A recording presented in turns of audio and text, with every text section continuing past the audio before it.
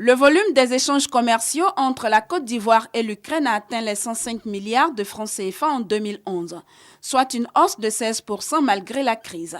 L'Ukraine veut intensifier cette coopération.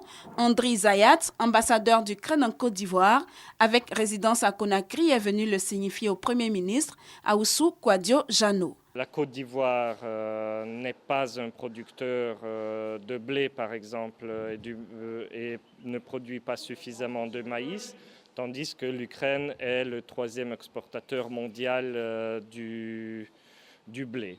Donc c'est une chose qui nous paraît intéressante à étudier plus en profondeur. Le président de la Banque ouest-africaine de développement est venu réitérer le soutien de son groupe à la relance économique en Côte d'Ivoire, avec une enveloppe de 250 milliards de francs CFA sur la période 2011-2013. Nous avons notre conseil d'administration qui va se tenir ici à Abidjan demain. Et dans ce cadre, nous avons envisagé de soumettre à notre conseil 3 projets pour la Côte d'Ivoire pour un montant total de 50 milliards de francs CFA.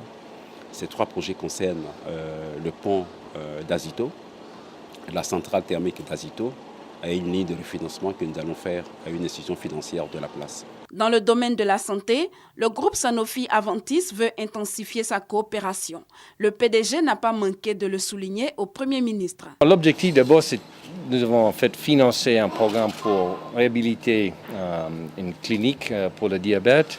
Et notre engagement est plutôt en fait de voir comment on peut apporter plus que simplement des médicaments et apporter en fait des investissements pour améliorer les soins. Maître Ahoussou Kouadio-Jano a aussi reçu une délégation de la Cour des comptes des États membres de l'UEMOA. L'organisation tient sa 14e session annuelle à Abidjan ce jeudi. Elle entend faire un plaidoyer pour l'ouverture de la Cour des comptes de Côte d'Ivoire.